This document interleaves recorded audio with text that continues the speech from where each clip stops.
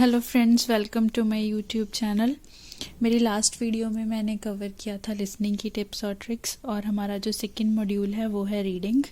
इस वीडियो में मैं आपको रीडिंग के बारे में जनरल बताऊंगी कि रीडिंग में क्या क्या होता है और इसकी टिप्स और ट्रिक्स जिनकी हेल्प से आप अपना जो रीडिंग का बैंड स्कोर है वो इंक्रीज़ कर सकते हैं। तो चलिए स्टार्ट करते हैं। सबसे पहले है टाइमिंग। जो रीडिंग की टाइमिंग होती है वो 60 मिनट्स होती है। मतलब जब हम एग्ज़ाम देते हैं तो टाइमिंग बहुत ज़्यादा स्ट्रिक्ट रहती है। 60 मिनट्स तो 60 मिनट्स, उससे 1 मिनट भी ज़्यादा नहीं मिलता है। और इसमें टोटल 40 क्वेश्चंस होते हैं और जिन्हें हम 3 सेक्शंस में डिवाइड करते हैं। और जो 3 सेक्शन है, चाहे वो एकेडमिक है चाहे वो जर्नल ट्रेनिंग है, दोनों के लिए 3 सेक्शंस होते हैं। टाइमिंग सेम होती है और क्वेश्चंस भी सेम होते हैं। और इनकी जो डिवीजन होती है क्वेश्चंस की, वैसे होते हैं fill in the blanks, summary होती है। Fill in the blanks 1 word, 2 word, 3 word हो सकते हैं। समरी भी 1 वर्ड या 2 वर्ड होती है। फ्लो चार्ट हो सकता है कोई भी है। शॉर्ट आंसर टाइप क्वेश्चंस होते हैं 1 वर्ड या 2 वर्ड। उसके बाद कोई डायग्राम होता है, हमें उसे लेबल को कंप्लीट करना होता है। उसके बाद मल्टीपल चॉइस क्वेश्चंस होते हैं। मैचिंग इन्फॉर्मेशन होती है। मैचिंग हेडिंग्स होते हैं। Then matching sentence ending, like half sentence दे देते हैं, हाफ हमें ढूंढना होता है। ट्रू फॉल्स नॉट गिवन या येस नो नॉट गिवन होते हैं। ये सभी इन सभी टाइप्स के क्वेश्चन हो सकते हैं। मतलब ज़रूरी नहीं है कि सारे ही होंगे, इनमें से कोई भी हो सकते हैं। जो सबसे ज़्यादा टफ लगते हैं वो होते हैं एमसीक्यूज। उसके बाद है हमारी मैचिंग हेडिंग्स या इंफॉर्मेशन, और then true false not given या yes no not given. Mostly students को इन सब में प्रॉब्लम्स आती हैं, और आज मैं इन सब को सॉल्व करने के आपको इजी ट्रिक्स बताऊंगी जो मैंने खुद भी अप्लाई किए हुए हैं। तो फर्स्टली कुछ जर्नल टिप्स और ट्रिक्स देख लेते हैं जो हमें माइंड में रखने होते हैं जब कभी भी हम रीडिंग सॉल्व करते हैं। Let's start our tips and tricks. First है, do not expect to understand every word. हमारा जो पैसेजेस, बेसिकली 3 पैसेजेस होते हैं और काफ़ी लेंथी होते हैं। ये नहीं कि स्मॉल स्मॉल पैसेजेस होंगे। तो हमारे लिए ये चीज़ ज़रूरी नहीं है कि हमें जो भी तो जितने भी वर्ड्स दिए गए हैं रीडिंग को, हम उन सबको समझना ही है। मतलब हमारा जो बस काम होता है, हमें कीवर्ड्स ढूंढने होते हैं और उन्हीं को समझना होता है। जितना हमें इन्फॉर्मेशन हमारे क्वेश्चन के लिए चाहिए बस उसको समझना है। अदरवाइज जो भी वर्ड्स हैं उनको समझने की कोई ज़रूरत नहीं है, क्योंकि हमें कुछ याद नहीं करना है रीडिंग में से।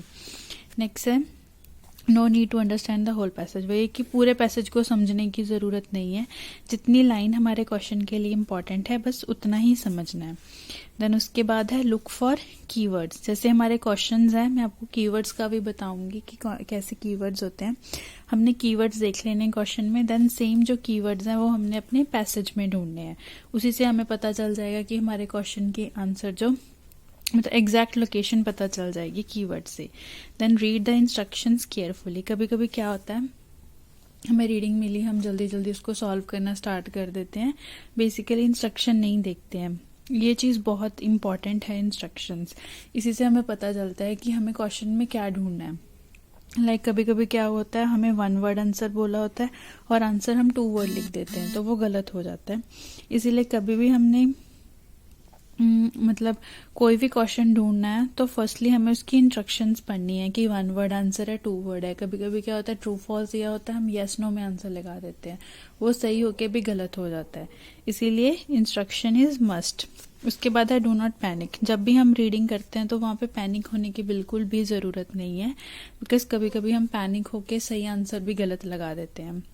इसीलिए उस टाइम पेशेंस होना बहुत ज़रूरी है।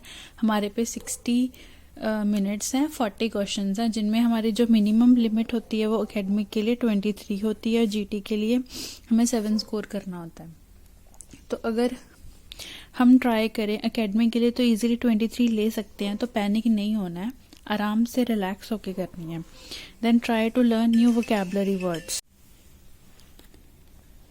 हमारे जो वोकैब वर्ड्स होते हैं वो आइल्स में बहुत ज़्यादा मैटर करते हैं। हमारी जो वोकैब है बहुत ज़्यादा रिच होनी चाहिए। मतलब अगर नहीं भी है इतनी नॉलेज तो भी इतनी कोई इशू नहीं है, बिकॉज कभी कभी क्या होता है, जो मोस्टली साइनोनिम्स देते हैं, लाइक क्वेश्चन में जो वर्ड देंगे देन उसका साइनोनिम वो पैसेज में देंगे। इसलिए अगर हमारी वोकैब अच्छी होगी तो हमें कोई डिफ़िकल्टी फेस नहीं होगी आंसर फाइंड करने में। अगर आपकी जो वो कैब है वो बेसिक या मॉडरेट है तो भी कोई इतनी प्रॉब्लम नहीं है, कई बार अंडरस्टैंडिंग से भी आंसर पता चल जाते हैं। नेक्स्ट है मैनेज योर टाइम। ये बहुत ज़्यादा इम्पॉर्टेंट है जब भी हम रीडिंग करते हैं, बिकॉज कभी कभी क्या होता है हमारा पूरे 1 आवर में हमसे जो 40 क्वेश्चन होते हैं वो सॉल्व नहीं होते हैं। इसीलिए अगर टाइम मैनेज करेंगे तो भी हम अपने पूरे आंसर्स लिख सकते हैं, क्योंकि अगर इसलिए टाइम मैनेज करना बहुत ज़रूरी है। कभी कभी हमें कोई आंसर नहीं मिलता है या थोड़ा टफ होता है तो हम उसे स्किप भी कर सकते हैं या उसका जनरली ऐसे तुक्का लगा सकते हैं। इसमें कोई भी नेगेटिव मार्किंग नहीं है। तो अगर आपको कोई आंसर नहीं मिल रहा है तो आप जस्ट ऐसे ही आंसर लगा सकते हैं। देन उसके बाद है ignore anything you already know about the topic. कभी कभी क्या होता है हम अपनी अंडरस्टैंडिंग से कोई आंसर लगा देते हैं, जैसे हमें पता है कि तो हमें उस टॉपिक के बारे में नॉलेज होती है तो हम लगता है कि हाँ जनरल नॉलेज के बारे में हमें इस चीज़ के बारे में पता है।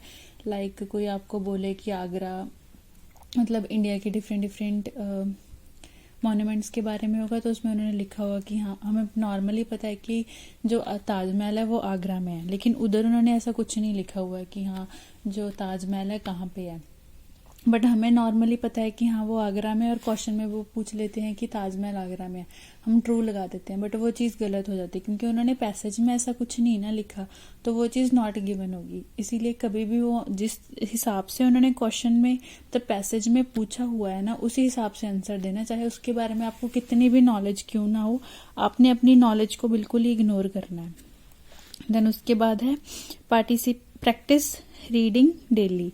ये चीज़ बहुत मस्ट है कि जब भी आप मतलब एग्ज़ाम देना चाहते हो आइल्स के लिए एटलीस्ट एक रीडिंग तो डेली करनी बनती है, क्योंकि अगर आप डेली प्रैक्टिस करोगे तो उसी से आपकी जो रीडिंग है वो अच्छी होगी। कभी कभी ये होता है कि हम रीडिंग नहीं करते हैं प्रैक्टिस, तो फाइनल में जाके हमें प्रॉब्लम आती है कंसंट्रेशन की या टाइम मैनेजमेंट की। इसलिए अगर हम डेली प्रैक्टिस करेंगे तो हम इजीली जो है रीडिंग कर सकते हैं। Then be careful when transferring answers. कभी कभी क्या होता है हम आंसर सही ढूंढ लेते हैं लेकिन जब हम उसको ट्रांसफ़र करते हैं तो गलत लिख देते हैं। कभी कभी मतलब नंबरिंग गलत हो जाती है या फिर जैसे ट्रू फॉल्स है हम येस नो लिख देते हैं या कोई स्पेलिंग गलत कर देते हैं। इसलिए ये चीज़ मस्ट है कि जब भी आप आंसर ट्रांसफ़र करो देखो डबल चेक कर लो कि हाँ इसी क्वेश्चन का आंसर है और इसके स्पेलिंग्स क्या दिए हुए हैं। तो सही आंसर लिख के भी गलत करने से तो हमारा नुकसान ही है ना, इसीलिए उसको डबल चेक कर लो। और कभी भी जो आंसर्स हैं वो हमें बुकलेट है उस पर नहीं लिखने हैं क्योंकि हमें कोई एक्स्ट्रा टाइम नहीं मिलता, इसलिए इम्पॉर्टेंट आंसर को साथ ही साथ ट्रांसफ़र कर दो। Means leave no blanks. जब भी हम आंसर्स लिखते हैं तो कोई भी आंसर खाली छोड़ने की ज़रूरत नहीं है। आप कुछ भी वहाँ पे ना अपने मतलब तुक्का लगा के आ जाओ। जैसे मैंने पहले भी बोला कि इसमें कोई भी नेगेटिव मार्किंग नहीं है। अगर आप गलत आंसर भी लिख दोगे कभी कभी क्या है कि किस्मत मतलब साथ दे दे तो सही हो जाता है। जैसे ट्रू फॉल्स नॉट गिवन है, आपके पास इतना टाइम नहीं बचा, वो 3 या 4 ट्रू फॉल्स है, ये सबको ट्रू कर दो या फॉल्स कर दो, कोई तो सही जाएगा ना। मतलब कोई नेगेटिव 0 नंबर आने से अच्छा 1-2 ही आ जाए। देन उसके बाद है test format for academic. Basically जो एकेडमिक की रीडिंग होती है उसमें 3 सेक्शंस होते हैं और पैसेजेस होते हैं 3, और थोड़े लेंथी होते हैं पैसेजेस, लाइक 1 शीट 2 शीट के होते हैं, कभी कभी 1.5 शीट के भी होते हैं। और उसके बाद उसमें 40 क्वेश्चंस होते हैं जो 13 एंड 40 इसी सीक्वेंस में होते हैं। कभी कभी 1-2 क्वेश्चन इधर उधर हो सकता है बट मोस्टली इसी सीक्वेंस में होते हैं। देन जो जर्नल की रीडिंग होती है उसमें भी 3 सेक्शन होते हैं। जो हमारा फर्स्ट सेक्शन होता है उसमें 2 और 3 फैक्चुअल टेक्स्ट मतलब छोटे छोटे पैराग्राफ्स होंगे, और 2 भी हो सकते हैं 3 भी हो सकते हैं। देन उसके बाद है सेक्शन 2।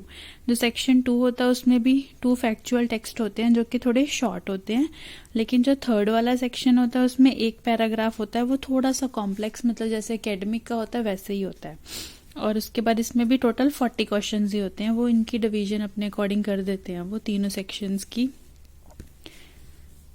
तो ये एकेडमिक की रीडिंग है जो मेरे पास है, लाइक मैंने थोड़ी प्रैक्टिस की थी तो उस टाइम की मेरे पास रीडिंग है, मैं आपको दिखा देती हूँ। ये हमारा फर्स्ट पैसेज है, ठीक है, और ये इसके क्वेश्चंस हैं, ये एक डायग्राम दिया हुआ है। देन हमारे नेक्स्ट क्वेश्चंस है, मैं आपको जर्नल थोड़ा थोड़ा बता देती हूँ कि कैसे हम ट्रिक्स जो मेन होती है टिप्स। ये क्या है, ये हमारी इन्फॉर्मेशन इन्होंने दी है, हमने पैसेज मतलब देखने कि कौन से पैसेज की कौन सी इन्फॉर्मेशन है। इसे करने का सबसे आसान तरीका ये है कि हम इसके मतलब पैसेज के जितने भी क्वेश्चंस हैं पहले वो सॉल्व कर लेंगे, क्योंकि जब भी हम बाकी क्वेश्चन सॉल्व करते हैं तो हम ऑलमोस्ट पूरा पैसेज पढ़ ही लेते हैं ना, तो हमें नॉलेज हो जाती है कि कौन से पैसेज में कौन सी बात की गई है। एक तरीका ये है इसे करने का। देन उसके बाद अगर आप स्टार्टिंग में करना चाहते हो तो पहले क्या करना है, हमने फर्स्ट पैराग्राफ से स्टार्ट कर देना है, और जो पैराग्राफ्स है उनको पूरा पढ़ने की जरूरत नहीं है, इसकी फर्स्ट 2 लाइन्स पढ़नी है। देन इसकी देखना है कि हाँ फर्स्ट 2 लाइन्स पढ़ी, उसके बाद देखो कि इनमें से कौन सा जो एग्जैक्ट है, सभी पढ़ने हैं और इनको एलिमिनेट करते जाना है कि हाँ इस रिलेटेड कोई बात हुई है या नहीं। और देखना है कीवर्ड्स भी देखने हैं कि हाँ मेन वर्ड जैसे ना टफनेस, प्लेग्स, ऐसे देखना है, length of time, produce a plague, ये वर्ड्स मेन होते हैं, ये हमारे कीवर्ड्स हैं। आपने ये ढूंढने हैं पैसेज में, लाइक पहले 2 लाइंस में अगर मिलते जुलते हैं जिससे, तो वो आपने आंसर लगा देना है। और उसके बाद सेम आगे अगर आपको पहले 2 लाइंस में कुछ ना पता चला तो देन लास्ट 2 लाइंस, बहुत रेयर होता है कि हमें पूरा पैसेज पढ़ने की जरूरत पड़ती है। जैसे अब इतना बड़ा पैसेज है, वो सारे पैसेज का आंसर नहीं देंगे, वो जस्ट पहली 2 लाइंस या लास्ट 2 लाइंस में आंसर दे देंगे हेडिंग्स का। देन उसके बाद है ये डायग्राम। डायग्राम में ढूंढने का तरीका है अ ब्लू प्लेग, हमें ये हमारा कीवर्ड है, सबसे पहले हमें इसे ढूंढना है। देन उसके बाद जैसे लिव्ड हियर इन 1867, ईयर ढूंढना आसान होता है तो हम इजीली ईयर ढूंढ सकते हैं। जैसे स्टार्टिंग 7th है तो फर्स्ट 7th क्वेश्चन होगा 8th, 9th और 10th। Like dash apply to the background before firing, की फायरिंग से पहले वो क्या लगाते हैं। हमने इसमें से कीवर्ड्स ये हैं तो हमें यही पैसेज में ढूंढने हैं जहां हमें ये 1867 सब मिल जाएगा। देन बाकी के हम क्वेश्चंस ढूंढ लेंगे। जैसे इनमें no more than 2 words and और अ नंबर, या तो हम 2 वर्ड्स लगा सकते हैं, 2 वर्ड्स के साथ एक नंबर भी लगा सकते हैं। ठीक है। देन उसके बाद ये हमारे true false and not given. True false और नॉट गिवन ये थोड़े मतलब यहाँ पे बहुत ज़्यादा मैटर करती है आपकी अंडरस्टैंडिंग। और फर्स्टली जैसे ट्रू फॉल्स नॉट गिवन है, स्टेटमेंट देखिए, if the statement agrees with the information. अब ये स्टेटमेंट दी हुई है और उधर इन्फॉर्मेशन, अब ये दोनों एग्री कर रहे हैं तो हमारा ट्रू होगा।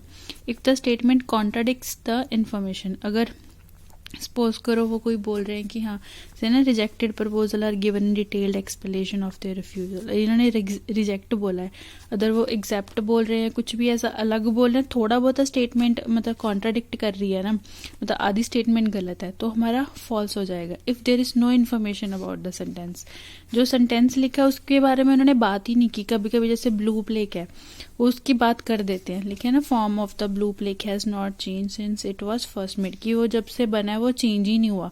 वहां पे वो कुछ ऐसा ना लिखें कि हाँ वो चेंज करा, अगर बोल दे कि हाँ फर्स्ट बना था उसके बाद उन्होंने इस ईयर में चेंज कर दिया तो इन्फॉर्मेशन दी है, लेकिन वो ऐसा कुछ लिखे ही ना कि हाँ वो चेंज हुआ है नहीं हुआ है, तो वो नॉट गिवन आ जाता है। देन ये है हमारे नेक्स्ट पैसेज के हेडिंग्स। हेडिंग्स भी देखिए सबसे पहले क्या हम बाकी क्वेश्चंस कर लेंगे, जैसे एमसीक्यू है, ट्रू फॉल्स है, तो उसके बाद हम ये करेंगे क्योंकि हमारे सारे पैसेज तब तक हम पढ़ लेंगे। इनका भी वही तरीका है, बी पैसेज को पढ़ना है, ठीक है, इसकी फर्स्ट 2 लाइन्स, उसके बाद देखना है कि कौन सा एग्जैक्ट मैच कर रहा है। देन उसके बाद क्या है, अगर नहीं पता चल रहा देन लास्ट 2 लाइन्स पढ़नी है। जैसे लाइन ये फर्स्ट लाइन है और यहाँ तक ये सेकंड लाइन है, ऐसे फुल स्टॉप से देखनी है, इतने तक ये 2 लाइन्स होंगी।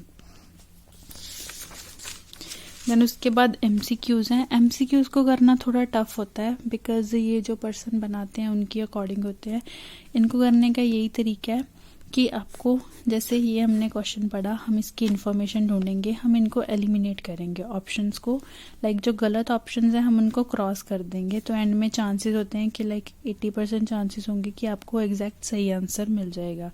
ये तरीका मैं खुद भी अप्लाई करती हूँ और इससे मैक्सिमम। देन उसके बाद ये हमारा है लास्ट पैसेज, और इसमें भी ये जैसे कुछ राइटर्स हैं और इनकी जो स्टेटमेंट्स इन्होंने दी हुई है, इसमें इसे ढूंढना आसान है। हमने ये जो राइटर है इसका नेम ले लेना है और इसको ढूंढना है कहाँ पे है, ठीक है। उसके बाद जैसे ये है ना, इसने और कहीं भी अगर इसका नेम होगा तो ढूंढ लेना है, इसने जो भी बात की है तो इनमें से देख लेना है कि एग्जैक्ट मैच कौन सी हो रही है, वो इसका आंसर आ जाएगा।